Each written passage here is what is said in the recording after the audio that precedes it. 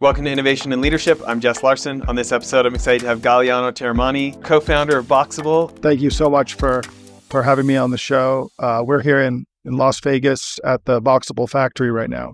Sure. So for people that don't know, why don't you give us the background on Boxable? The goal here really is to fix housing. So we have these factories in Las Vegas where we're actually producing houses. Of course, there are huge problems with housing all around the country, all around the world. I actually just read that we now have record homelessness in the country, like more homelessness than we've ever had. And, it's 2024 and we have, robots and self-driving cars and AI, but now we have, too many homeless people. So it's really crazy. And the situation is getting worse, not better. Housing is unaffordable and it's, so many different complex issues there.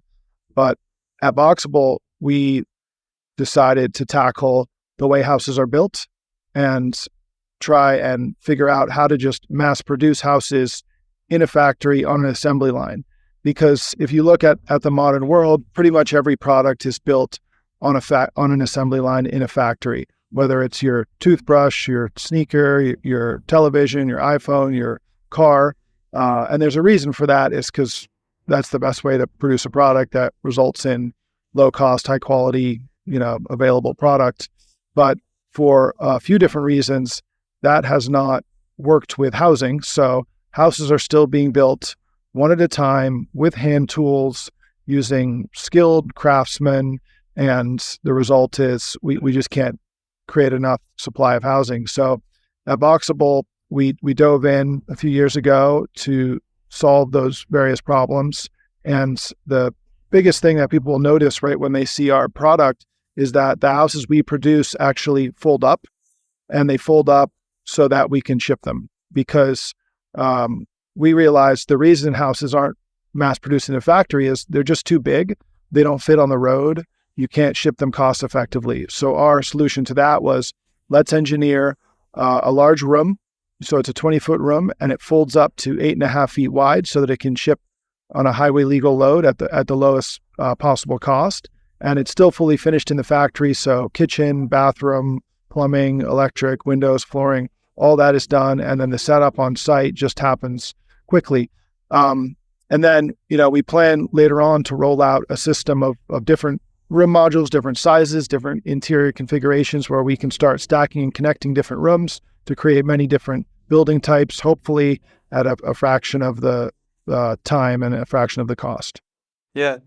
So one of the things I think I've always admired about you and your co-founder, Paulo there, who's been on the show, is you guys really understand how to get attention and how to get people talking about you and how to not have to spend inordinate amounts of marketing, because what you do gets attention already.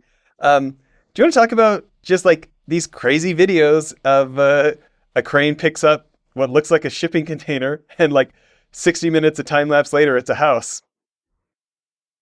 Yeah. When we started the company, back when it was just basically an idea and a website and a drawing, I was, desperately trying to figure out how to get the word out. And, at my previous businesses, marketing hadn't been so important. So I really had no experience doing effective marketing. And I was just kind of looking around in the dark and trying to do things like have the local news cover us or, other things like that. And it wasn't really working very well. And then at one point I said, you know what, let me reach out to some YouTubers and have them do a video on us. And so I emailed a few people and I got one lady to do a video on us, and all of a sudden I saw results, better results from any other type of marketing we tried to do.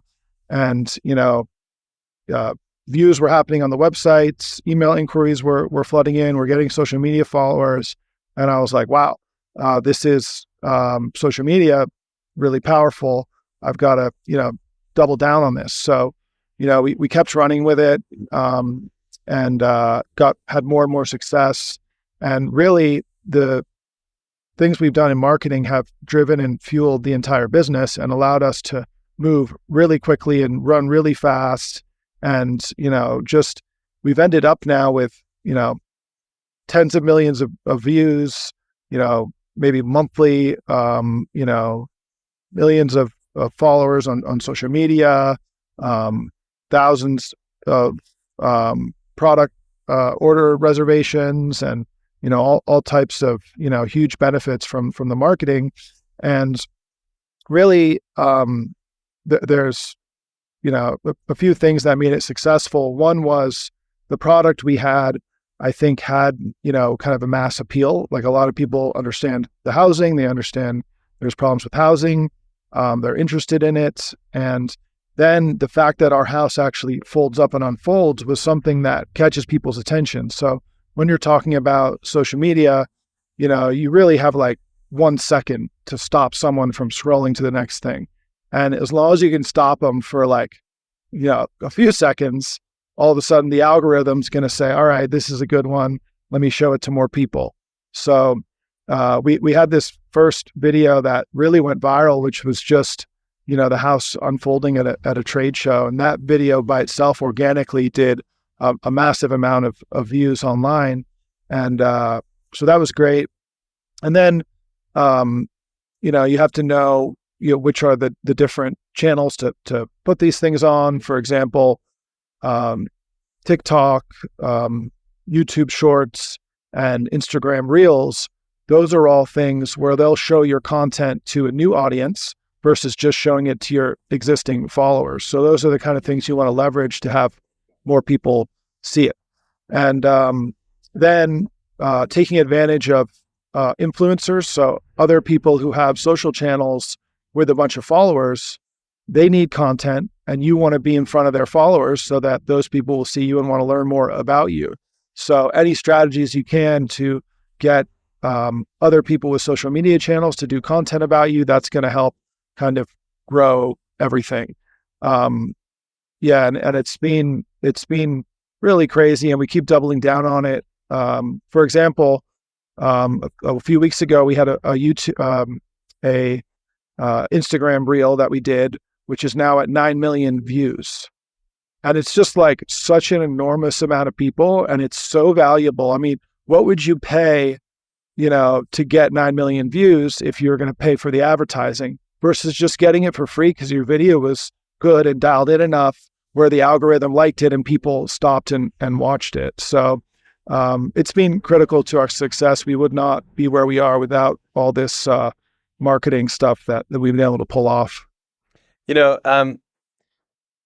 was so interesting. My business partner, my brother, and I, your co-founder there, invited us to come down and do a tour, and it was awesome to like see how you're making things and how things connect together. And like this idea of like throwing out this idea of like, just because it's been done that way, it doesn't need to be that way in the future, and like rethinking things from the bottom up. And so it's kind of like this two halves though, like have something awesome and then figure out how to get people to want it from you, and like announcing the Elon Musk order and huge orders from DoD. And how many reservations do you think you have? I believe at this point, there's over 190,000 people that have put their name basically on the wait list, indicating interest in the initial Casita product. So that's just completely insane. And we never expected that many people would want this first product we have, which is this little small house we're calling the Casita. And frankly, when we started, I thought maybe we'd sell a few hundred and it'd be a kind of a small business until we got into the larger buildings types. But that's turned out to just be completely crazy with the amount of people that want that. Yeah. Something that's endlessly interesting to the CEOs and investment fund managers that listen to this show is fundraising, right? Can you talk about your choice to do equity crowdfunding and kind of the superior results you've had over there? Yeah. So back at the beginning of the company, when we just had a website and a few prototypes, I just said, all right, how are we going to fund this thing? We put some of our own money in at the beginning, and then eventually realized, all right, we're going to need a lot of money to pull this off. This is going to be a massive manufacturing operation that's going to cost hundreds of millions or more. And I was just kind of reaching out to investors, venture capital funds, cold calling people, LinkedIn, and I was getting meetings. And I have a big list of investors that I talked to and just didn't really get any results. A lot of them weren't getting it. They weren't understanding. A lot of them were kind of, arrogant and condescending. A lot of them were only interested in software stuff, which they perceived as, more scalable than actually building stuff in the real world. And so I wasn't really getting any traction there. And then meanwhile, people started asking me, hey, can I invest in your company? Just random people. And I was like, well, I don't know. Let me find out. So I did some research and I figured out that we could actually open up investment from anyone to come in and invest on our website by doing these SEC exempt securities offerings. And so I said, you know what's the worst thing that can happen here if I launch this? I'll spend, a few thousand, whatever, on lawyers' fees, and it doesn't work, and we just move on. So we gave it a shot, and all of a sudden it started working. And I remember, looking at my computer when we first turned it on, and I was like, holy, people are sending us money. And so that was amazing. It totally changed our vision of what was possible, and the scale that we could operate at. And so we just kept going with that. We did an initial Reg CF offering, which right now you can raise up to, I believe, $5 million per year on a Reg CF offering just by filing and telling the SEC you're going to do it, not necessarily getting approval from them. So that's relatively streamlined. Also through Regulation D offerings, where you can raise money from accredited investors only through general solicitation, and that's uncapped, so you can keep running that all year long. And then also the Reg A offering, where the SEC actually qualifies your offering and you're allowed to sell 75 million per year.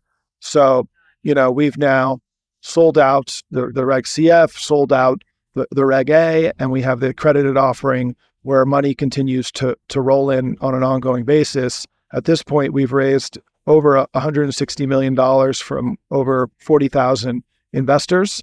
And it just kind of blows my mind whenever I think about that and what's possible with that. And frankly, if there wasn't those limits on the dollar amount, I wonder where we would actually be at today because of how fast we were able to sell out those offerings. And it all just goes back to that social media marketing, getting the word out, having an effective sales funnel, drumming up views, capturing those leads, capturing their contact info, and then remarketing to them using SMS, email, pixels through the social media platforms, and just kind of dialing that in. And it's really cool. I would recommend it to any company where you think you can find an audience of people that would be interested in what you're doing, and that you have any motivation to attempt social media marketing. I think you can be successful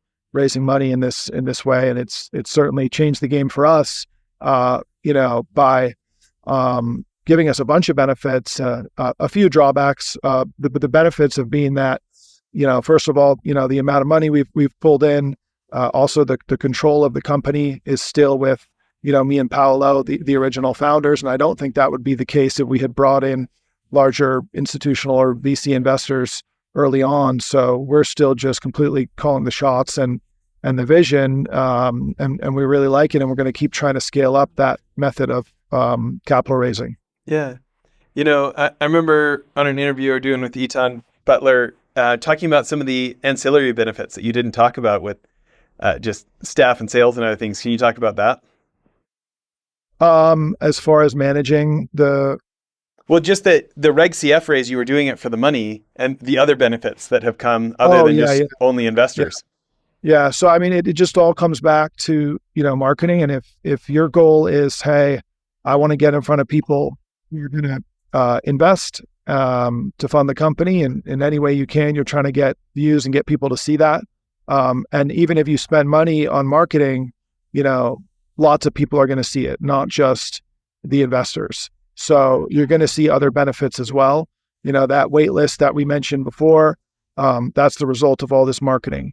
A lot of our employees that we have here found out about us through social media. We've had suppliers, we've had people from all over the world actually inquiring about the company, and that's the result of this marketing. The main goal of marketing was to raise capital, but then the side effect of that was all these other leads and opportunities rolling in nonstop, and our contact list now is just absolutely massive, and the amount of crazy opportunities that walk through this door every day are awesome.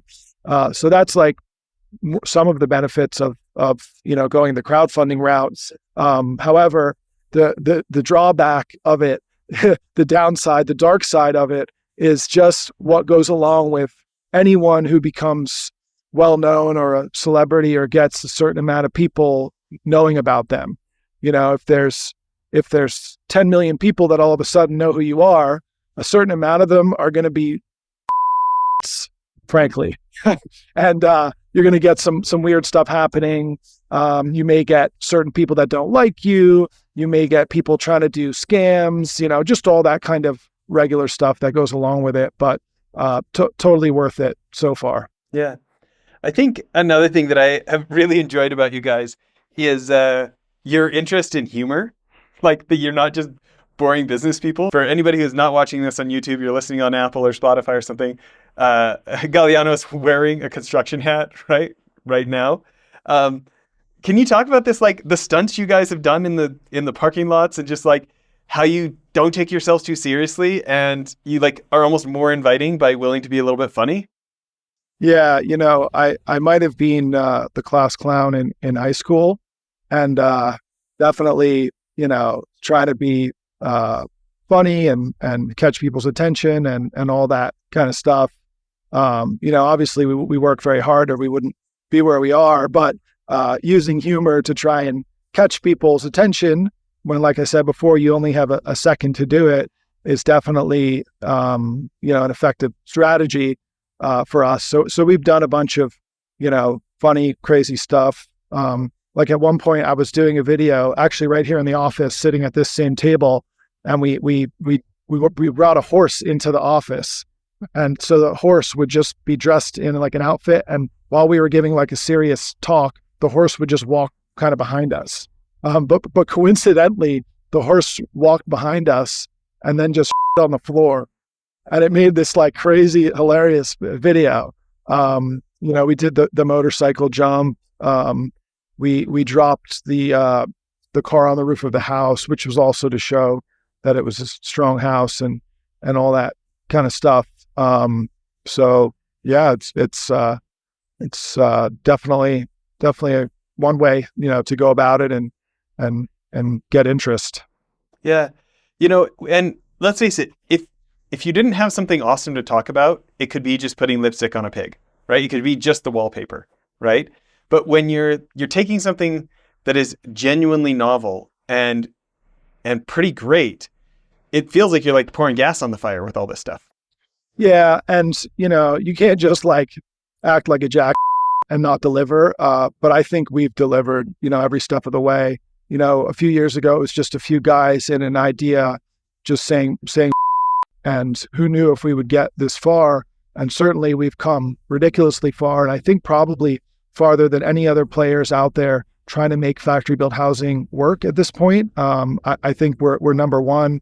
We've seen a bunch of failures recently with other companies, and we're still, chugging along with a solution that we think can actually work. So, when you combine those things together, it's a good match. And I remember actually in one of our earlier YouTube videos, we did this whole video about how we were moving into the factory and setting everything up.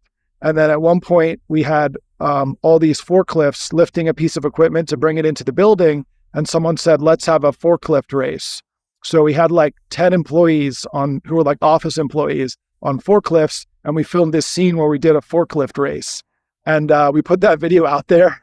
And then I got like an enraged email from one of our investors who was like so pissed that we were, joking around. And I just replied back and I was like, I'm sorry if you didn't like it, but you'll see, I think this kind of stuff is going to pay off and it's going to bring a lot of value if we're able to kind of entertain people a little bit and capture their imagination and interest. And I think now it sure did pay off. Well, and it's interesting where you've maintained control, so you can make those choices, and you can be the one to have guts to like be serious and not serious, and things that so many, let's face it, corporate people who are too risk adverse, they never get the attention because they never do anything, right? Yeah, no, I'm super grateful for the level of control that we have now. I think it's extremely important. I've seen, other companies just have their, legs kicked out from under them by the controlling, investors who've just negotiated a really good deal for themselves and eventually decide, you know what, we don't like this anymore, it's over, kind of thing. And we don't have that problem right now. Yeah. So when you think about this rapid growth, what's one of your $1 billion success secrets? Well, I think it's like most things in life that, if you're trying to achieve something, you just have to kind of keep trying. And, as long as you do that, pretty much most of the time, eventually you'll win. And it's really not pretty, and it's absolutely grueling. And the amount of things that have gone wrong since we've started this is just completely insane. Like anything you could imagine that would go wrong has happened, and it's crazy. And it's not easy to just not give up, but you just got to keep working away. And I think put in a massive amount of hours, and you can pretty much do anything you want in life if you do that. Well, I want to talk about that. At those times where it just feels like the walls are caving in, what do you tell yourself? Are there any books you go back to, or do you have any routines, or what do you feel like has helped you not quit when others might have? Well, sometimes I'll just curl up into the fetal position and cry a little bit. Then once I'm over that, I'll just go back to the office and, start replying to emails again. No, I'm just joking.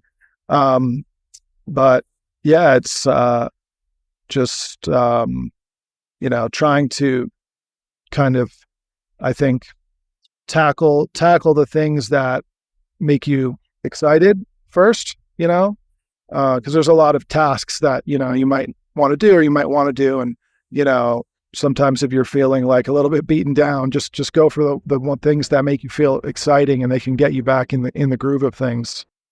Yeah. You think about how many entrepreneurs would like to build $1 billion plus companies and how few do. What do you think is different about you? Why have you been able to accomplish it?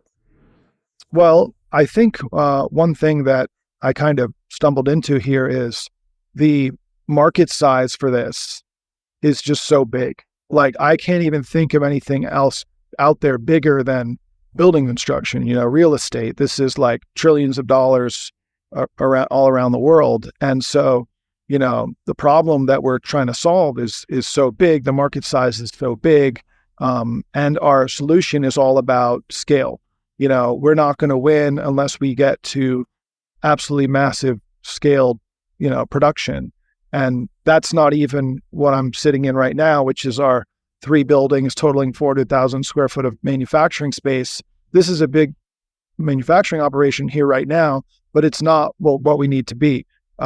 This thing needs to be huge. It needs to be like Tesla level scale. I recently saw a video of I think it was the Cybertruck factory in Texas, and somebody was driving by it on the highway and filming it. And this building is just so insanely massive. Like it went like basically down to like a vanishing point and you couldn't see it because it was so big and long. And I was inspired by that. And I'm looking at it like, that's that's what we need here. That's what we need to win. That's what this is all about. That's what we've engineered the product for.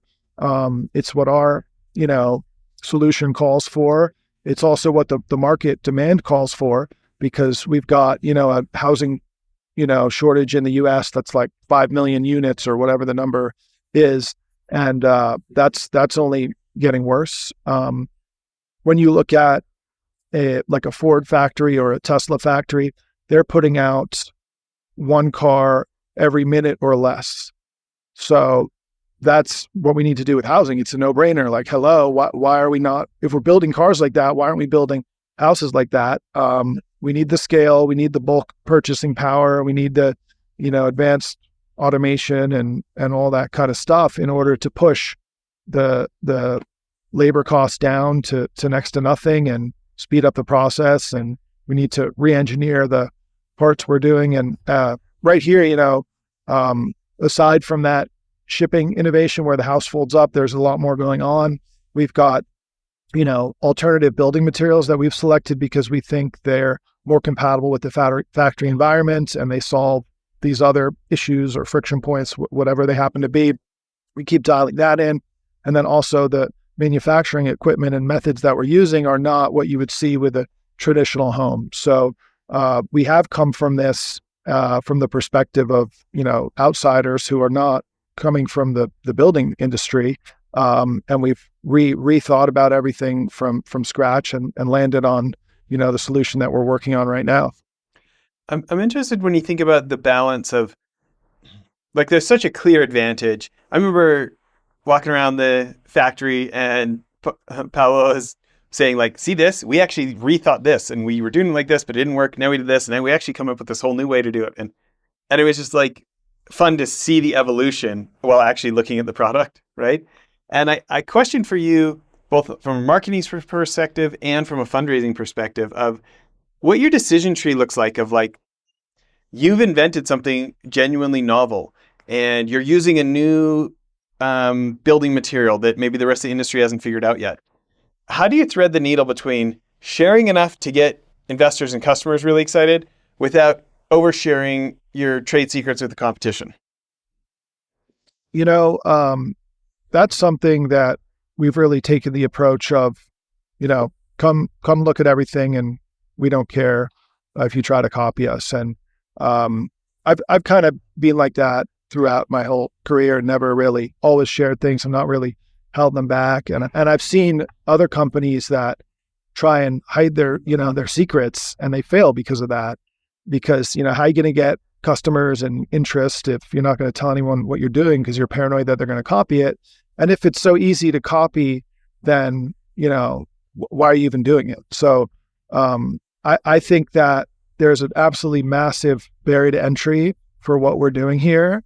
And, if someone wanted to come in and compete with us, they're going to need hundreds of millions of dollars. They're going to eventually need billions of dollars because that's what we're going to need to do this. We do also have the intellectual property, the patent filings as well. There's a lot of secret sauce here that you can't come in and just copy.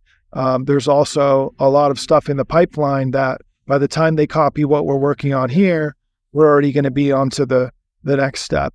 And there's just so much to it. It's so detailed. I think that any big player that would want to come in and copy us, I don't think they're gonna do that. I think they're gonna take another approach with us, because there would be a lot of risk in that. And then any small guy that want to come copy us, go ahead. They're not going to be able to get anywhere with it. I actually just saw two copies now. One's in Russia, the other is in India, where they have copied our product exactly. But that's not copying the folding design of the house. There's a lot more to this. And it's everything we just talked about. It's, everything from the marketing to the capital raise needs to the advanced automation and just a whole lot of stuff. I think we're far in the lead of anyone else. We have a kind of a first mover advantage, and we'll see what happens next. Yeah. Well, I definitely want to talk more about the Boxable story, but maybe if we took a tangent, it was really fun of you guys to invite me to your F1 party. Thank you. It's cool to Thanks see for those coming. Formula One cars zipping down on the road right below. Pros. What else do you do for fun when you're not working?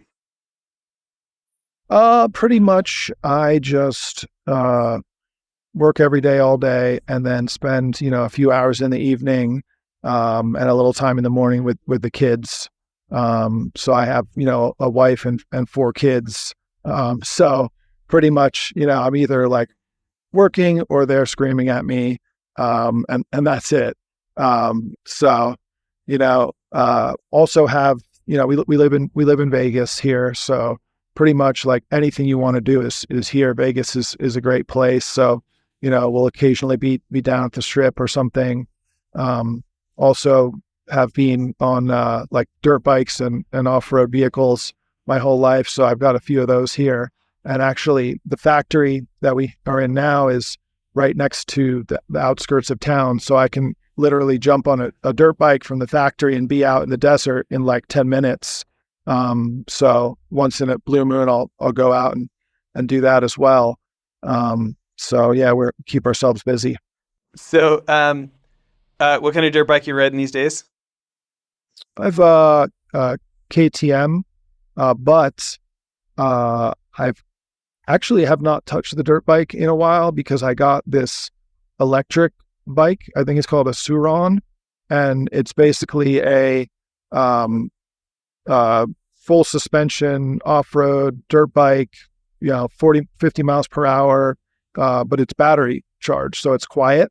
So you can take it, around the neighborhood. No one's going to get mad. You can go out to the desert. And the thing is so nice, so lightweight that I just love it. And I haven't been back on the gas powered one in a while. They're almost like a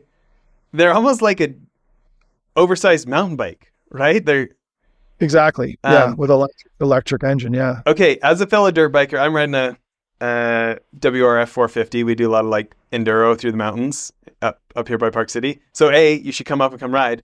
But B, have you seen this new one, the Stark Varg?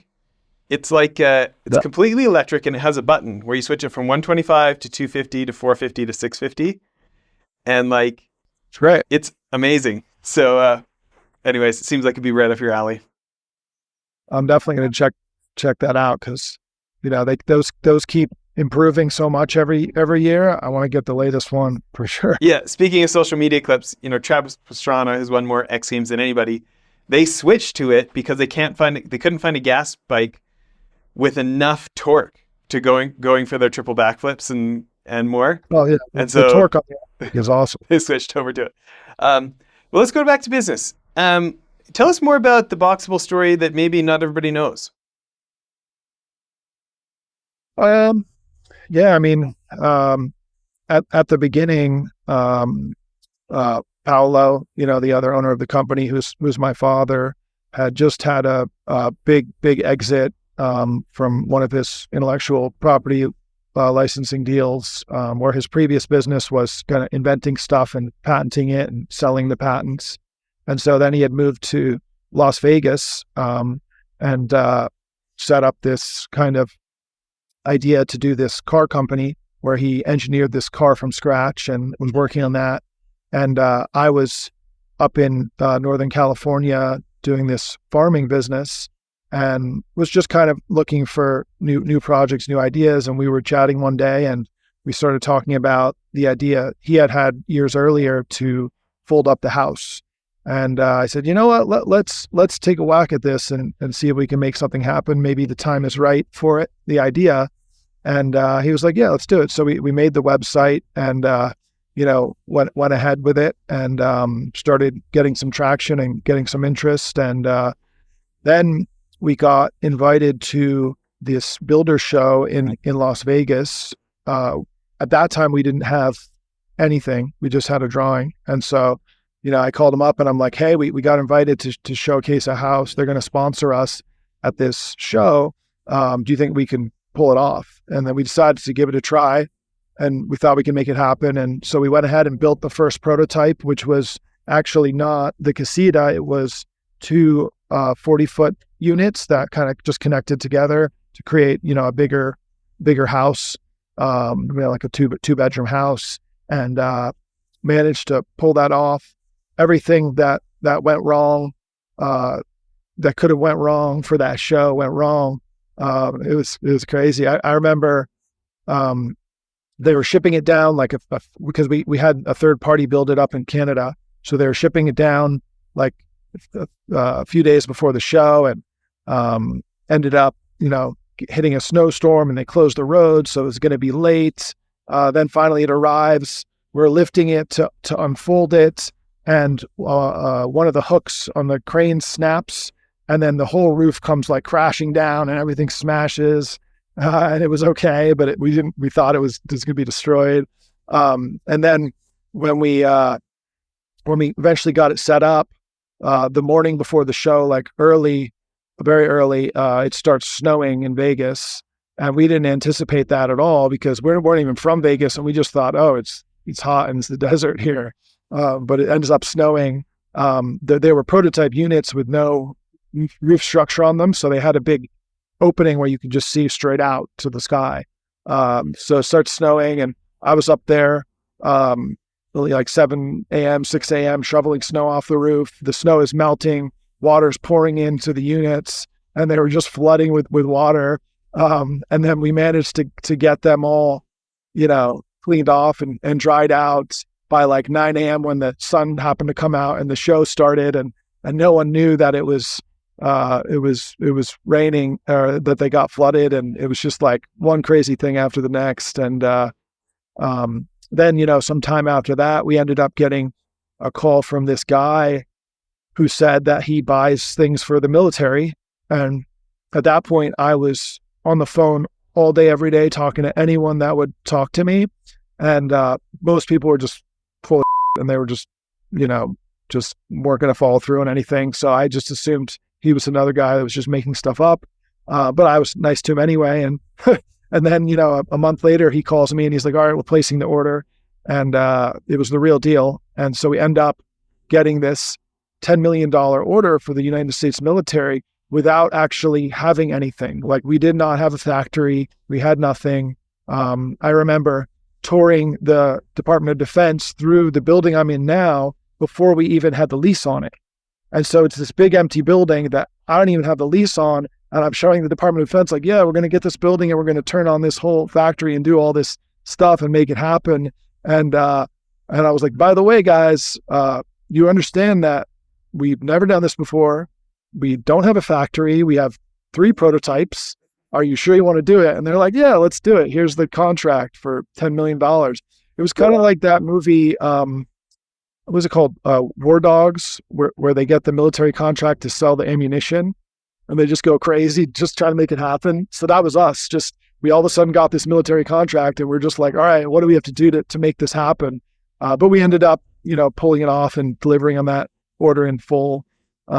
There's just been certain inflection points where, crazy opportunities have rolled in and changed the direction of the company. That's incredible. As you look at changes in consumer spending and housing and society in general, how do you see that affecting your business in the near term? Well, certainly the environment for building construction is not booming right now. You have high interest rates. I think building construction is now down this year versus last year. There's less inventory on the market, but then, the need for affordable housing is still there. The population is still growing. Things are still costing more than they ever were. So it's not like we have a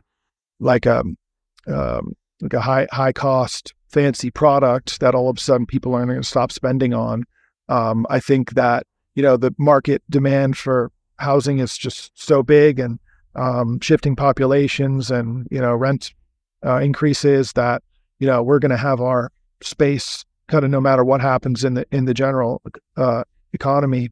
But especially at this size, with this size of factory, we're not that big yet where, we're trying to push a massive amount of units that all of a sudden there's not demand for. We have this big wait list of people that are interested in the product. And, we'll find a fit for our product here or there, regardless. So, And what's current pricing? Like the units that I toured, your casitas, the small homes, what's current pricing on those? we're selling that for 60,000. It's basically a 19-foot by 19-foot room module with kitchen, bathroom, bed, couch, AC, windows, flooring, everything ready to go, meets building code. And then just recently, we put out some videos of basically a new product, which is taking those room modules, changing the interior, and then sticking them together. So now all of a sudden we've gone from the casita, which is a studio, into like a 1 through 4 bedroom model by just taking the casita and sticking other boxes onto it and making those other boxes into bedrooms. So hopefully that's going to kind of expand people's understanding of what the company is, so that they don't think of us as like a tiny house company, but they think of us as a building technology that can produce, a large amount of different houses for different needs, apartments, single families, all that kind of stuff. It's interesting as I've, hung out with Paulo and been able to come do tours and stuff like that. This concept that like, your product is like Lego, but also your factories, that you guys are like designing the factories in a way to be able to have factory after factory. Can you talk about that? Yeah, it's definitely really important to point out that the product we're designing here is not just the house. The product is the factory and is the whole business. And that's something we want to package up and sell. So, we do have big plans to expand this thing. We think our system is going to work and solve the problem all over the world once it's dialed in. And we have interested parties from all over the world reaching out to us and saying, hey, we have a housing problem here or there, and we want to bring your solution here. And so the idea is that once we're really dialed in at our, first factories we have here, we'll have this formula that we'll be able to replicate around the world and bring on international partners who can add their own flavor in, depending on the local market, and take all of our technology and solve this problem everywhere. That's definitely what we're looking to do. That's exciting. What else haven't we covered today?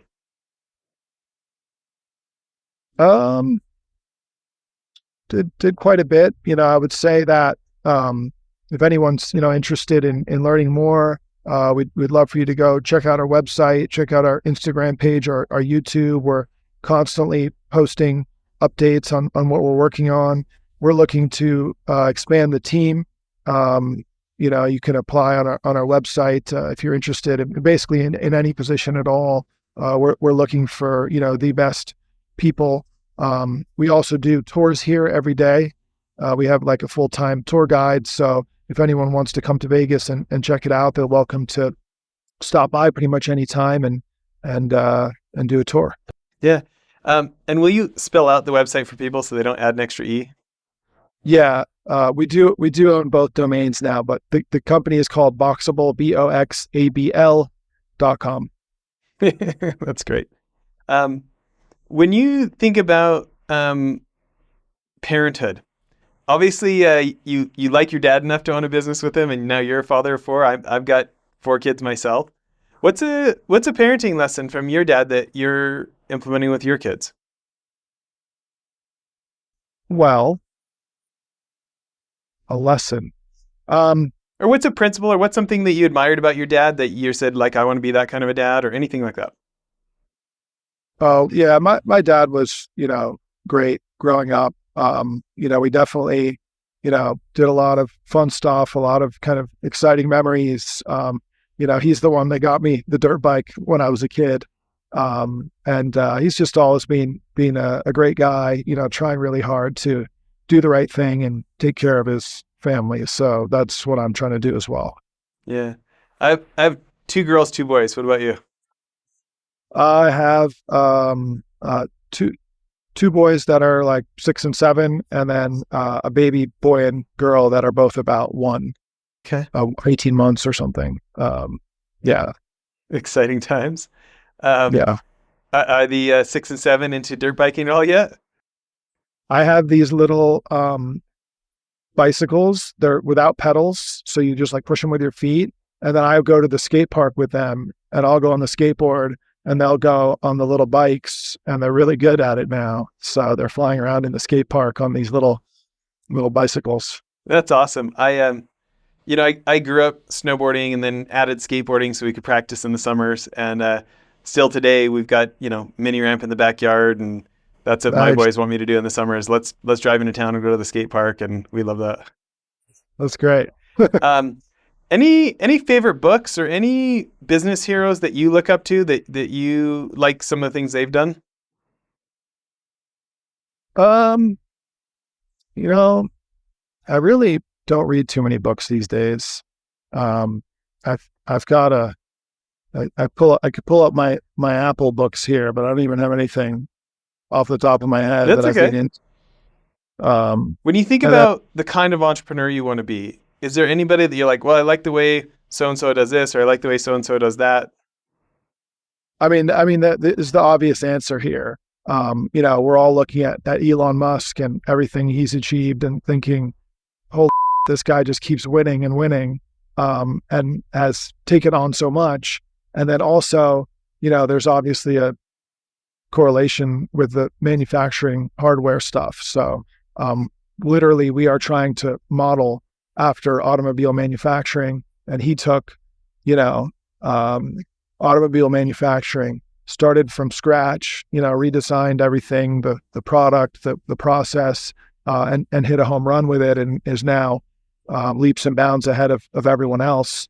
So, great example. And with Boxable, I think that what we've done is kind of,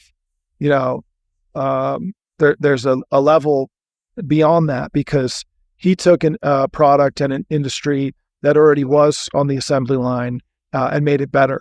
And then we're taking really the last big modern product category that's not on the assembly line, and we're bringing it into the assembly line. So I think the opportunity for Boxable is even bigger than that, if we can make that work. And, to date, no one's ever been able to make that work. We've got less than 10% of houses being built in a factory. No one else has done it in a way that's gained market share. We're grinding through a massive list of problems and friction points to make it possible. And we believe that, all those principles, whether it's the standardization, automation, the ability to use unskilled labor, the re-engineering of the product and building materials, all these different principles that we get in the factory, how, if we can make it work, how could a site builder ever compete with that? The efficiencies we get from an assembly line are well known and accepted. So we just feel like, once we get dialed in, we're going to end up way ahead. That's so great. Well, thanks for making time for this. What do you want to leave people with today?